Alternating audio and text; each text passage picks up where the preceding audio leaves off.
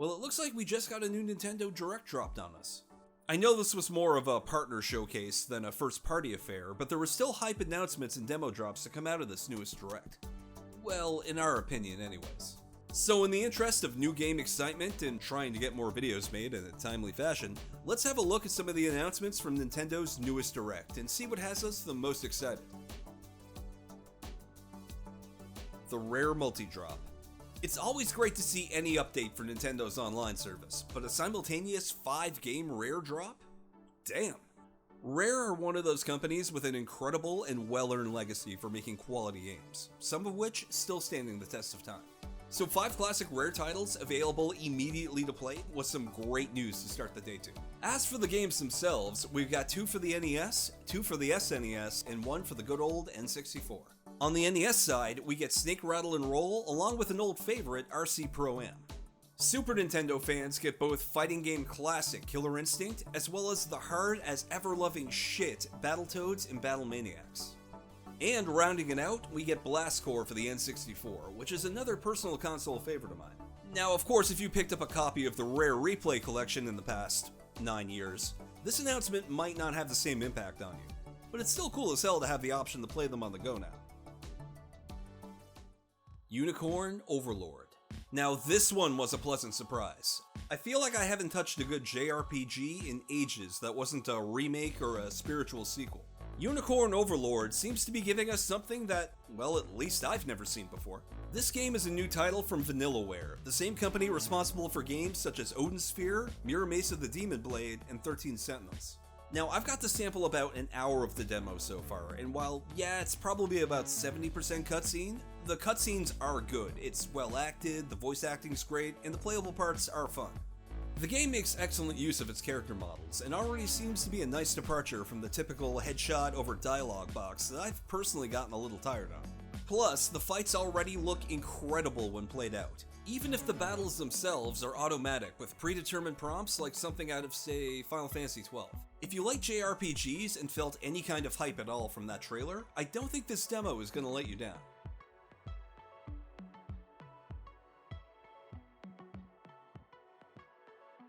A new Contra demo.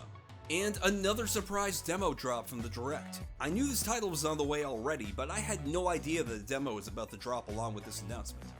I've only got to play about 20-30 minutes of the demo so far, but from what I've played, I really liked. There's a little bit more cutscene in here than I would have liked, even if I do recognize some of the voice talent on display here. Steve Bloom, I see you. But I mean, if you don't like them, end of the day, you can skip them. But it's currently one that I want to get my hands on once the full version is out. Gundam Breaker 4.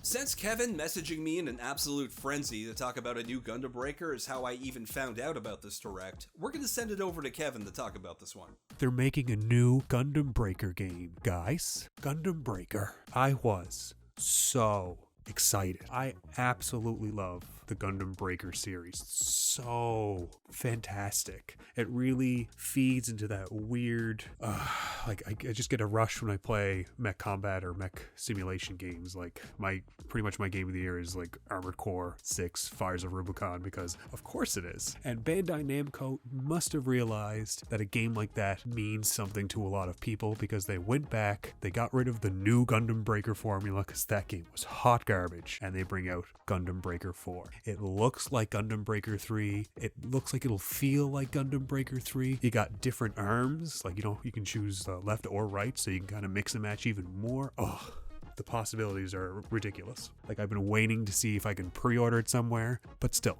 super jazzed. Super jazzed. Oh my god, I can't even begin to tell you people how amazing it is. The game, you just get to build your gunpla. Oh, I hope you like the word gunpla. You're going to be hearing a lot of it if you play this game. Anyways, I'm rambling. Why am I rambling? Because I'm excited. Star Wars Battlefront Collection.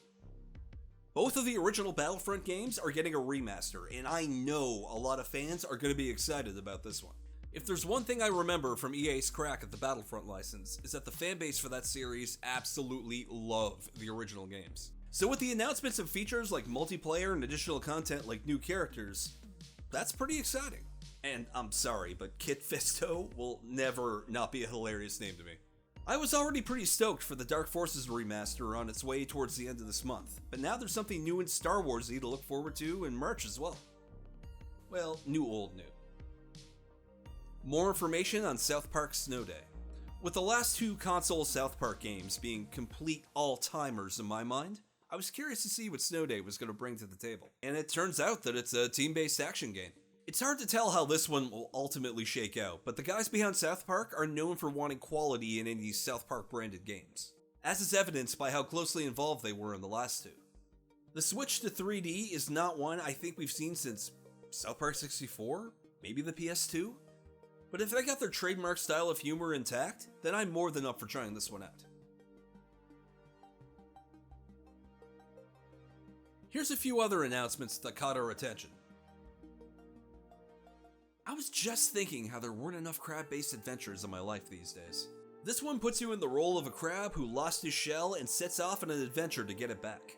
It almost looks too cute to be a Souls-like, but I guess that's part of the draw for me right now. Using various objects as replacement shells, each with their own special ability? Yeah, that sounds fun. On paper it sounds like a winner, and that trailer definitely sold me on trying at least a demo for it. Looking forward to seeing this one drop later in April. Super excited to see that there's more stuff being added to Shin Megami Tensei 5, a game that I bought on Boxing Day that I have yet to open, and now there's going to be an 80-hour additional storyline added to it. That's awesome. The Demon Slayer party game. Kind of an odd addition, but sure. I like Demon Slayer and I miss a good party game. No, wait. That was parties. I miss parties. Enter Magnolia, Bloom in the Mist. Enter Lilies was already on the long list of games I need to play, and believe me, it's a very long list. But with a sequel already on the way that looks this good, I think that game needs to jump a few spots up. This one looks like a beautiful, atmospheric, and engaging time. A little Metroidvania with some great art direction can really go a long way, can't it? Arranger. Not much to say on Arranger, honestly. It just looks fun. Like the kind of game I'd spend an afternoon playing around at with my girlfriend. I see you, Arranger. I see you. Penny's Big Breakaway. I'm just gonna bring this one up because of how colorful it is. Plus, it's a platformer where you play a character whose main weapon seems to be a yo-yo. You don't have to stretch your imagination too far to see the potential for fun here. Endless Ocean returns. I never really paid much attention to Endless Ocean, but it felt wrong not to bring it up since Nintendo basically closed out the presentation with this one. It does look like an interesting title, and I have heard a fair amount of glowing praise for the original Endless Ocean. If you've got a bit more experience with Endless Ocean, we'd love to hear about it in the comments.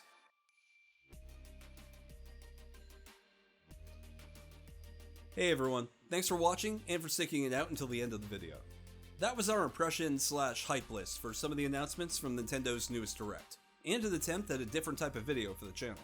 Were there any standout announcements that got you excited? Anything we missed? Let us know in the comments below. We've got a lot more in the pipeline that we're really excited to share with all of you.